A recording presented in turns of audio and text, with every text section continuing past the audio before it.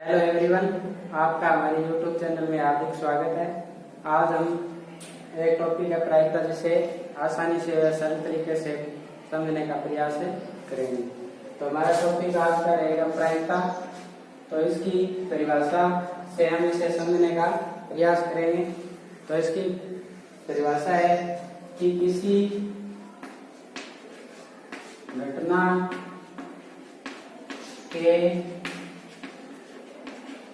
घटित होने की संभावना को प्रायिकता या संभाव्यता कहते हैं। तो किसी घटना के घटित होने की जो संभावना होती है उसे हमें प्रायिकता के नाम से जानते हैं। अर्थात जैसे इसका हम उदाहरण समझते हैं। तो उदाहरण के तौर पर एक सिक्के को उछाला जाता है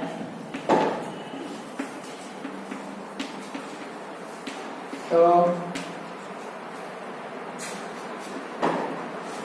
चित्र मानने की प्रायिकता क्या होगी। तो यह हमारा क्वेश्चन है कि एक सिक्के को उछाला जाता है तो चित्र आने की प्रायिकता क्या होगी। तो हम जानते हैं कि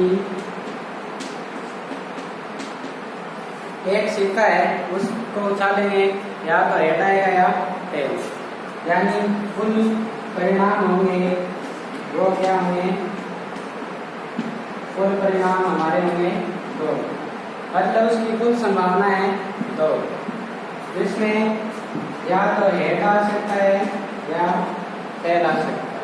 तो हमारी परिभाषा ये है कि किसी घटना के घटित होने की जो संभावना होती है वो उससे घटना की प्रायिकता होती है।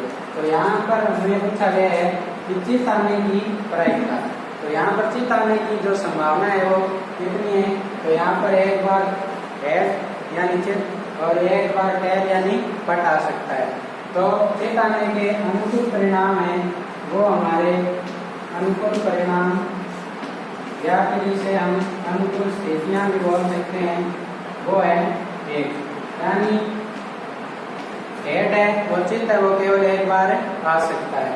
तो इसको हम प्रायिकता के रूप में लिखना चाहें तो इसकी प्रायिकता का सूत्र होगा अनुकूल परिणाम बटे कुल परिणाम। अनुकूल परिणाम बटे कुल परिणाम। तो इसे अनुकूल परिणाम को हम अनुकूल स्थितियां भी बोल सकते हैं।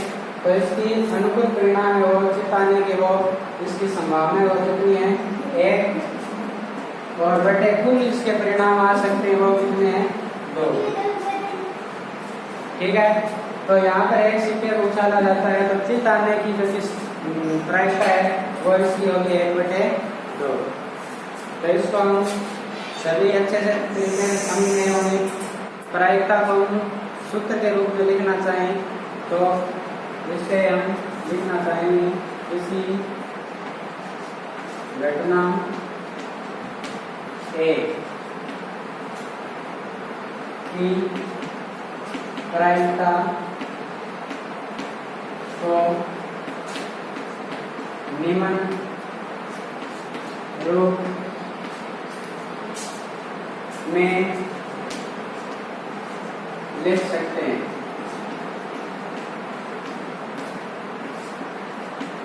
तो इसका लिखने का तरीका है वो रहेगा कि प्रायिकता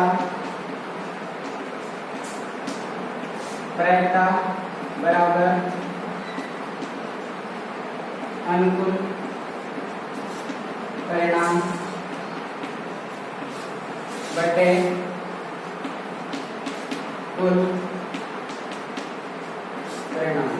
यानी कि जो हमारी यहाँ पर घटना होगी उस घटना के घटित होने के अनुकूल परिणाम है वो अनुकूल परिणाम, और कुल परिणाम उस घटना के कुल परिणाम कितने हो सकते हैं। तो इसको हम सूत्र के रूप में ऐसे भी लिख सकते हैं कि ए बराबर ए के घटना ए के अनुकूल परिणाम बटे कुल परिणाम। तो हम इस तरीके से भी इस सूत्र को आसानी से वैसे तरीके से याद रख सकते हैं। तो प्रायिकता का सूत्र हो गया अनुकूल परिणाम बटे कुल परिणाम। किसी घटना के घटित होने को हम इस रूप में भी दर्शा सकते हैं। अनुकूल घटना या फिर हमें इसे अनुकूल स्थितियां भी बोल सकते हैं। तो अनुकूल घटना या अनुकूल स्थितियां क्या होती है कि किसी प्रयोग है उसकी विशेष घटना के घटित होने के जो पक्ष में होता है वो उसकी अनुकूल स्थितियां होती है। तो इससे परिभाषा के रूप में हम लिख सकते हैं कि किसी प्रयोग की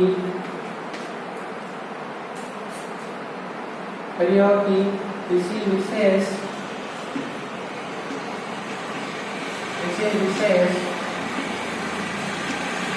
घटना के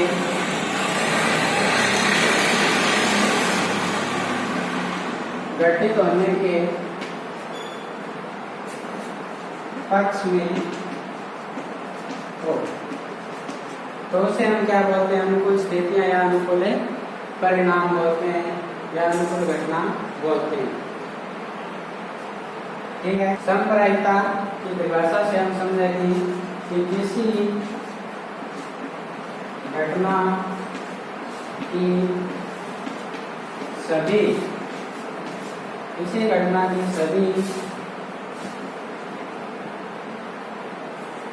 सभी घटित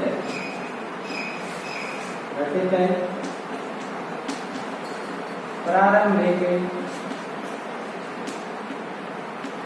घटना की प्रायिकता समान हो। अर्थात किसी घटना के घटित होने की जो प्रायिकता है या वो संभावना है वो सभी की समान होनी चाहिए। तो उसे हम समप्रायिकता के रूप में प्रदर्शित करते हैं। उदाहरण के तौर पर हम समझना चाहें तो किसी पासे को उछाला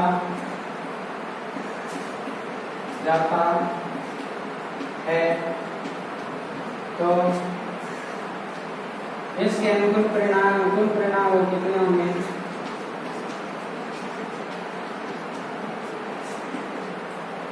तो किसी पासे को हम उछालेंगे तो उस पर अंक है वो प्रदर्शित होते हैं 6, तो उसके कुल परिणाम भी कितने होंगे 6।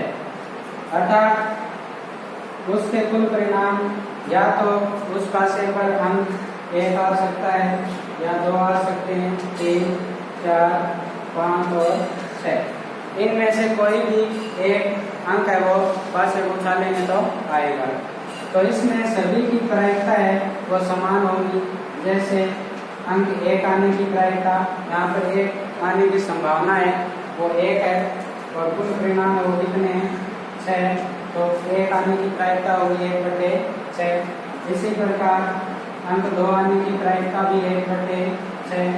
इसी प्रकार 3 आने की भी 1/6, अंक 4 आने की भी प्रायिकता 1/6 और अंक 5 आने की भी प्रायिकता 1/6 और अंक 6 आने की भी प्रायिकता होगी 1/6। इस उदाहरण के माध्यम से हम समझ सकते हैं कि समप्रायिकता किसी घटना के घटित होने की प्रारंभिक घटना की प्रायिकता वो समान होनी चाहिए। जैसे कि अंक 1 आएगा तो उसकी प्रायिकता 1/6, अंक 2 आने की प्रायिकता 1/6। इस उदाहरण के माध्यम से हम इसे आसानी से व सरल तरीके से समझ सकते हैं। तो ये हमारी समप्रायिकता हो गई। तो इसके बाद में हम पढ़ेंगे प्रारंभिक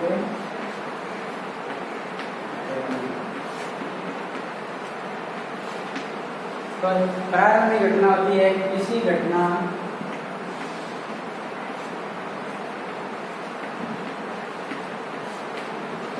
के केवल किसी घटना का केवल एक ही परिणाम हो उसे प्रारंभिक घटना कहते हैं। जैसे हमने पिछले उदाहरण में समझा था कि एक पास से उछाला जाता है तो अंक एक आने की प्रायिकता 1/6, तो वहाँ अंक एक आने की जो घटना है वो एक ही है, तो वह प्रारंभिक घटना कहलाती है। किसी प्रयोग की सभी प्रारंभिक घटनाओं का योग वो हमेशा कितना होगा, 1 होगा। उसके बाद किसी निश्चित घटना की प्रायिकता, अगर हम किसी भी निश्चित घटना की प्रायिकता को ज्ञात करना चाहें तो उसकी प्रायिकता है वो हमेशा कितनी होगी, 1 होगी। अगला है किसी असंभव यानी कोई भी घटना तो घटित नहीं हो सकती, असंभव घटना की प्रायिकता है वो कितनी होगी, असंभव घटित होने की प्रायिकता है वो कितनी होगी, 0।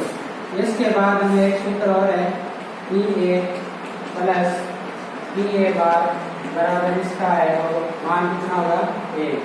PA यहाँ पर है घटित घटना, घटित होने वाली घटना, और PA बार है तो घटना घटित है नहीं होगी। P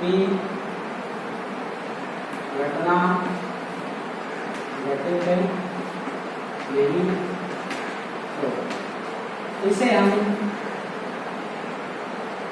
P नहीं भी लिख सकते, नहीं भी लिख सकते, सॉरी नहीं भी लिख सकते। धन्यवाद।